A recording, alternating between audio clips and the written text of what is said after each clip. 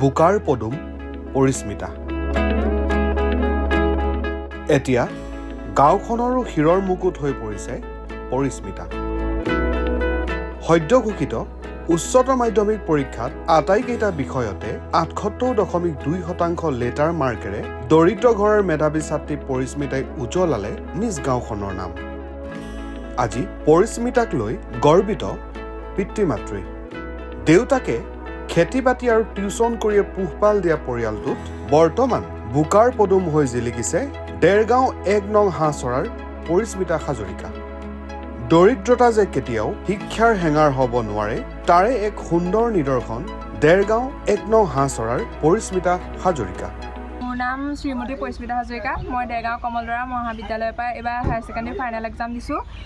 মই 87.2%হে উত্তীৰ্ণ হৈছোঁ। মই APSC পৰীক্ষা দিম বুলি ভাবিছোঁ, সপোন দেখিছোঁ।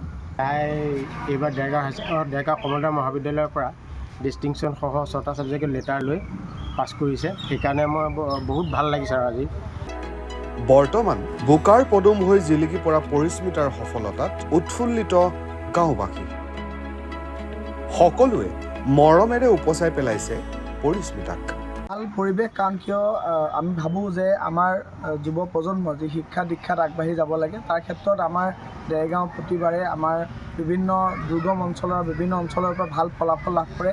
আৰু এটা এই দেৰগাঁও টাউনৰ পৰা একেবাৰে ওচৰ অঞ্চল হ'লেও যদিও একেবাৰে তেখেতলোকৰ ইমান পৰিয়াল আৰ্থিকভাৱে আগবঢ়া নহয়, হ'লেও তেখেতে পঢ়াৰ জৰিয়তে নিজে অকণমান আগবাঢ়ি যোৱাৰ যি পৰিৱেশ সৃষ্টি কৰিব পাৰিছে আৰু ভাল ফলাফল লাভ কৰিছে। গতিকে মই আমাৰ সকলোৰে হৈ ৰাইজৰ হৈ তেখেতক ধন্যবাদ জ্ঞাপন কৰিছোঁ আৰু ভাবোঁ অনাগত সময়তো তেখেতে শিক্ষাৰ লগতে সমাজখনত আগবাঢ়ি যাওক, ভাল কাম কৰি যাওক আৰু ভৱিষ্যত সময়তো তেখেতৰ শিক্ষাৰ প্ৰতিটো খোজত তেখেতক শুভেচ্ছা জ্ঞাপন কৰিছোঁ।